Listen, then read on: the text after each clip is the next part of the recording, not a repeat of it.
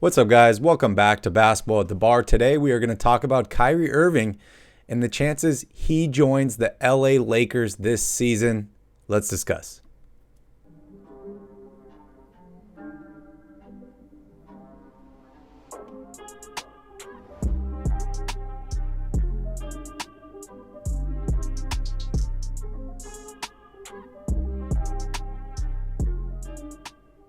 What's up, everybody? Welcome back to Basketball at the Bar. My name is Barry. I will be your host today. We're going to dive into Kyrie Irving, his drama with the Brooklyn Nets, and the potential of him joining the LA Lakers and what this could mean for the LA Lakers this season. As many people know, the Lakers were a huge disappointment last season with injuries to both LeBron James and Anthony Davis. Unfortunately, they did miss the NBA playoffs, and the roster's looking pretty bare here. So, before we dive in here, I want to remind you all, please hit that like button. Please hit that subscribe button and hit that notification bell if you want to be notified every time we put out a new video. All right, let's dive right in here. Fadeaway World has a new article today titled NBA Insider Reveals the Lakers are finally want to offer the maximum number of picks for Kyrie Irving. That's 2 first-round picks. I guess the Nets had been asking for 2 first-round picks in addition to Russell Westbrook. The salaries match almost identically, but the Lakers were not willing to give up those draft picks. Now it's saying that the Lakers are potentially willing to give up 2027 and 2029 first-round picks. They gave up a bunch of picks in the Anthony Davis deal, so they will be, working within the CBA with all their options and what they actually can do here. But for me, this is basically a no-brainer, right? Like, the Lakers missed the playoffs last season. A lot of people are going to blame that on injuries, specifically to LeBron and Anthony Davis. But for me, it was more about the fit for Russell Westbrook. And let's just dive in here real quick. So, Russell Westbrook, the dude has had an incredible career in the NBA. 14 years, Mr. Triple-Double, has played exceptionally well on a lot of good teams, but he's getting a little bit older. His best attribute is his athleticism, his speed, his agility. Those are the things that you lose first as you start to age as an NBA player. But for me, the major concern with Russell Westbrook is this 3-point field goal percentage. Only 29.8. Now, I could have swore he was a much better 3-point shooter early on in his career, but if you look at the career numbers, he's a 30% 3-point shooter. And his free throws have really taken a dive. Only 66% here from the free throw line, which is tough, especially on a playoff team or a championship caliber team that wants to go deep into the playoffs, fight for that playoff spot or that championship.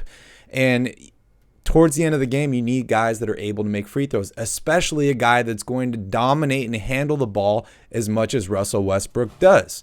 There's been reports that apparently the Lakers are wanting to keep Westbrook, or that's what they've said in the past, and they want to turn him into a primary defender and a guy that's going to camp in the corner and hit open 3-pointers.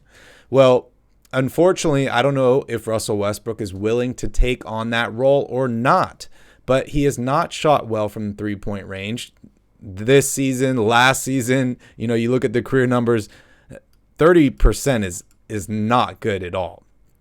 So that's going to be a tough role for him to fill. I know he got most of the blame on the Lakers missing the playoffs last season, along with the injuries that I mentioned to AD and LBJ. But Russell Westbrook was the guy that everybody was blaming, including a lot of his own teammates. Maybe it's his fault. Maybe he's just not the right fit on this team. Let's take a look here at Kyrie Irving. I did not know that he goes by the nickname Flat. That's pretty interesting. Maybe that's in reference to his believings or past belief in flat earth theory. Pretty interesting there. But this is a dude that's played in the NBA for 11 seasons. He won a championship with LeBron back in Cleveland before he demanded a trade, ended up going to the Celtics, played exceptionally well for them, and then left and went to Brooklyn. And he's had his up and downs in Brooklyn. He had a 60-point game last season. He also missed half the season due to his vaccination status. So Kyrie Irving is a mystery, right? He is a mystery. But you look at these numbers, 27 points per game last year, shooting 41%, almost 42% from three-point range, and he's basically a 40% three-point shooter for his career. But for me, the thing that really stands out here besides that is this free throw percentage, shooting over 91% from the free throw line. That is very important, as I mentioned, as you get deeper onto the playoffs and in the finals, right? Free throws are so important. So we talk about fit here, right? Like LeBron and AD, do they fit together? I would argue yes. We've seen them win a championship together. It's more about the fit between Westbrook, LeBron, and AD. I think they gave it a year. I'm not so sure it works. We know LeBron and Kyrie work together. They did it in the past. As I mentioned, they won a championship in Cleveland. They had their personal drama. It seems to be smoothed over and something they're willing to try again. If I'm the Lakers, it's a no-brainer that we need to get Kyrie Irving. LeBron's entering the last year of his contract, and same with Russell Westbrook. I know Kyrie is as well, but this might be one final chance to bring another championship to LA before LeBron could potentially be over the hill here. If you do look at this LA roster and the team payroll, this team is almost fully gutted.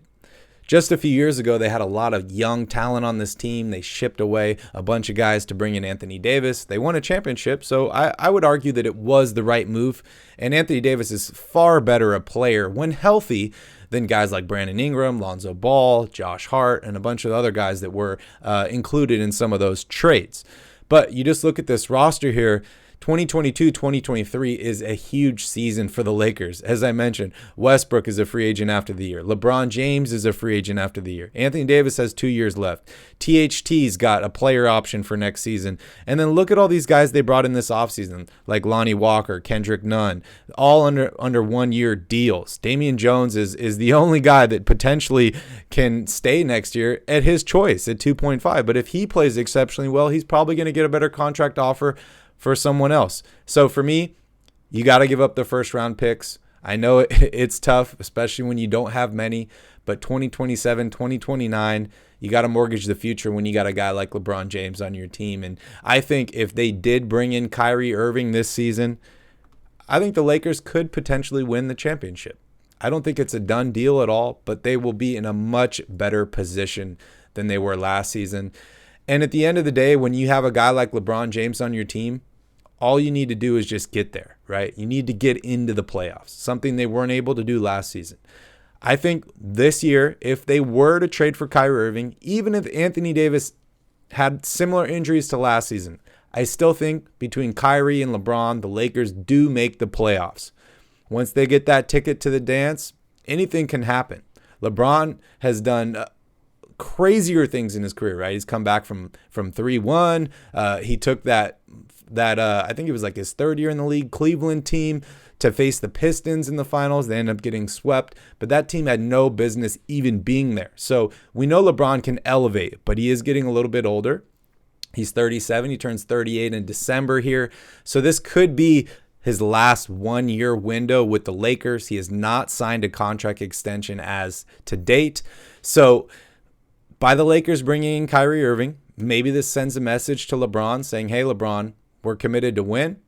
If you re-sign next year and Kyrie Irving re-signs next year, we'll continue with this tandem of you, Davis, and Irving, and we can potentially compete for maybe another couple seasons. Maybe we'll draft your son and bring him in. We know that's important to you.